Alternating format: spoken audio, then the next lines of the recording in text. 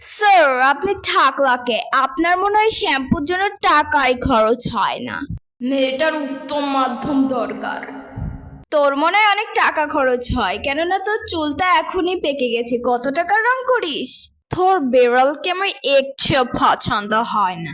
তোর বেড়ালের কিরকম কালার, ছি চকরা বকরা, ঠিক তুইও তোর বেড়ালের মতোই। কুকুরের কি আর বিড়াল পছন্দ হয়? সোমা, আমি তোকে দেখে নেব। এই তন্নু তোর রান্টির মেয়ে না? তুই একদম ওকে ঠিক শিক্ষা দিয়েছিস। আজকে অনেক হাঁপা গেছি। আলামিন, আজকে তো আমি তোকে হারাবই। সময় আলামিন, আমি চলে এসেছি। তোরা কেমন আছিস?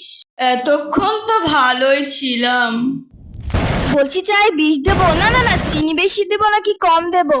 অবশ্য আমি জিজ্ঞেস করতে যাচ্ছি না, কিন্তু আপনার -200 কোটির সম্মান রক্ষার্থে আমাকে জিজ্ঞেস করতেই হবে, আপনি কেমন আছেন? সুমা, তোর পড়াশোনা কেমন চলছে? বৃত্তি পেয়েছিস? হ্যাঁ, জেনারেল গ্রেডে বৃত্তি পাইছি। কি জেনারেল গ্রেডে? আমার মেয়ে তো ট্যালেন্ট পোলা বৃত্তি পাইছে। আজকে আমার কপালে শনি আছে। আলামিন, তুই দিন দিন এত মোটা হয়ে যাচ্ছিস কেন? তোর বোন কি কিছু দেশ না? আসলে আমি আপনার দিকে গিয়েছি তো। ছাই বয়স, তোদের দুজনকে একসাথে দেখলে মনে হয় মচু আর ফাটলো খিচুড়ি। আর আপনাকে দেখলে মনে হয় আসছে গোপাল, যাচ্ছে গোপাল। এই বিস্কিট তো আমরা আমাদের কুকুরকে দিই। আমরাও আমাদের বাড়ির কুকুরকেই দিই।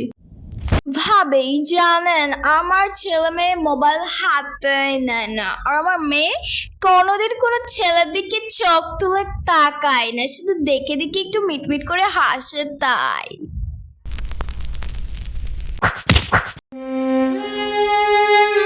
হ্যালো, এই তাড়াতাড়ি আমাদের মেয়ে পালিয়ে গেছে।